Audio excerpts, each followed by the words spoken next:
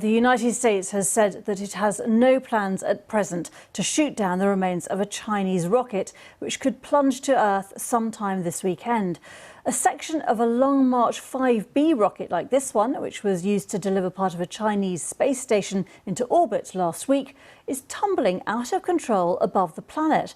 There are fears it could bring with it a shower of scorching metal debris when it falls back to Earth.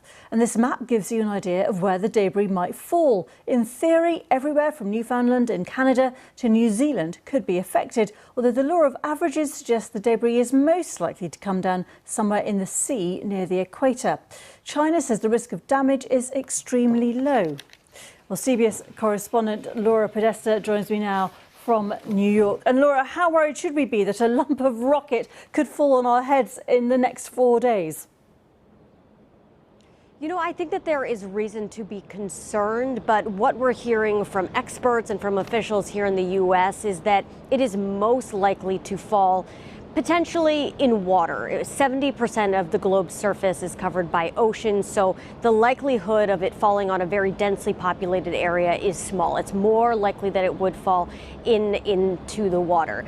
There have been some projections that it will land over northeastern Africa tomorrow, perhaps Sudan.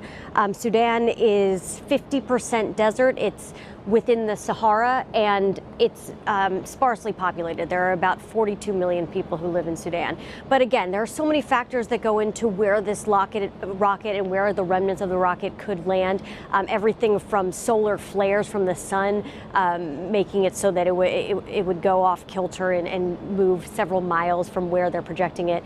So, and as you mentioned, it is a large area that is covered where this rocket and the pieces of it could come down, Gita. And the US government, is it concerned about this? Is the whole space frontier becoming another area of difference between the US and China? And there are rules, are there, about how these things are governed normally in terms of space debris? Well, as far as governing outer space, there is an agreement. A United Nations Space Liability Convention came up with some rules where if there is a problem or a disaster in space, one country could pay reparations to another. So it's possible that China would have to pay for any damage that could be a result of this rocket and the debris coming down.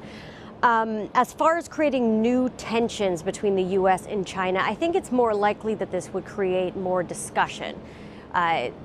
When speaking before the press yesterday, the White House press secretary really didn't lay blame to China, so perhaps using vocabulary that wasn't pointed and wasn't dramatic might be they might really be trying to temper this in order to not spark new tension with that country. And Laura, the rocket could, in theory at least, fall in New York. Are you personally worried? You know, I'm not worried. Really have faith in the U.S. government that if it were to come close to New York City, the most densely populated city in the United States, that they would have the capability to shoot it down or at least move it off course through some heat-seeking missile or whatever they have in order to bring down something like this. So no, I'm not concerned.